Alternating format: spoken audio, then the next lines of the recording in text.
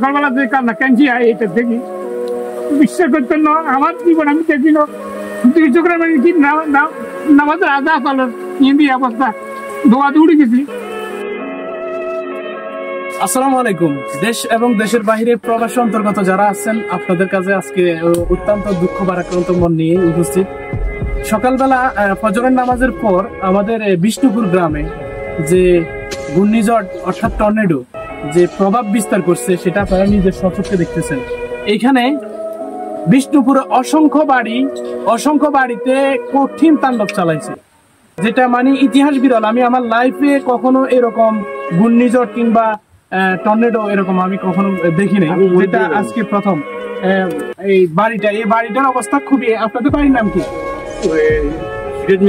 সিরাজ মিয়ার বাড়ি। ইভেন কি বিষ্ণুপুরের প্রত্যন্ত অঞ্চলের অনেকগুলা বাড়িতে এত পরিমাণ ক্ষয়ক্ষতি হয়েছে, যেটা আমি ঊর্ধ্বতন কর্মকর্তা, বিশেষ করে পরিবেশ অধিদপ্তর এবং দুর্যোগ পরিকল্পনা যারা কার্যক্রম করতেছেন, আমি সবার কাছে দৃষ্টি আকর্ষণ করতেছি, অবশ্যই আপনারা এসে এই জিনিসগুলো একটু মনিটরিং করেন।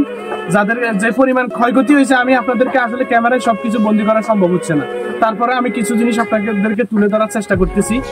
আপনারা এসে একটু খোঁজ খবর নেন।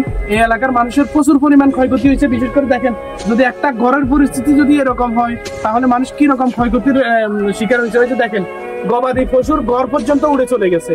গাছের পাতা থেকে শুরু করে এক এক গাছ পরে মানুষের ঘরে বেশিরভাগ ক্ষয়ক্ষতি হয়েছে। তো আমি আপনাদেরকে দৃষ্টি আকর্ষণ করতেছি, আপনারা যতটুকু সম্ভব হয়, যত তাড়াতাড়ি সম্ভব হয়, অবশ্যই একটু খোঁজ খবর নেন।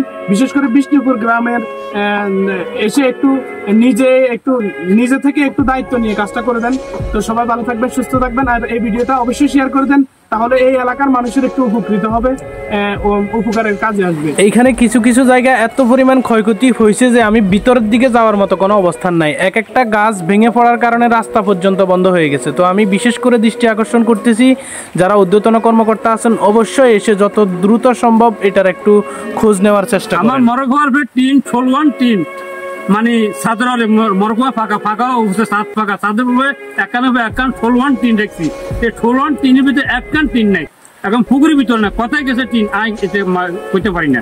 আবার ওই গাছ একটা কোত্থেকে গাছ এখান থেকে ডগির বিচ্ছিন্ন হয়ে গেছে।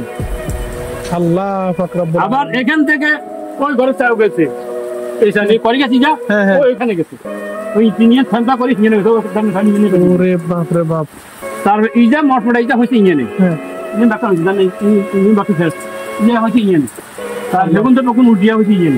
মানে গরিয়ান নতুন ঘর ফাঁকা ফিলের ঘর থেকে গরিয়ান মোটামুটি খাওয়া আছে, নইলে গরিয়ান ম্যাচ মারি টাকার ম্যাচ মারি মানুষ এরকম এগো দেখতো না, যে ঘর দেওয়া হয়েছে না মানুষ এগো বেশ না।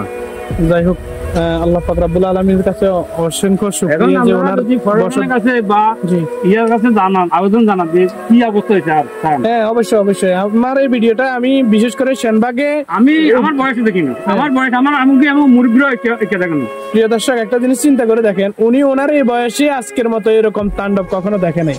তো আমি বিশেষ করে দৃষ্টি আকর্ষণ করতেছি সেনবাগ উপজেলা প্রশাসক, জেলা প্রশাসক কার্যালয়ে যারা অধীনস্থ যারা আছেন, অবশ্যই আসি আপনারা একটু এই জিনিসগুলো ঠিক করতে সম্ভব নয়, পর্যবেক্ষণ করে যাবেন। সকালবেলা যে কান্না কাঞ্চি এটা দেখি বিশ্বাস করতেন না আমার জীবন আমি দেখি না দুই চোখের মানে কি নামাজের আধা পালার হিন্দি অবস্থা দোয়া দৌড়ে গেছি। আর ঢাকা যেতে কথা আসবে একটা কাজে, ঢাকা হয়তো যেতে পারি না।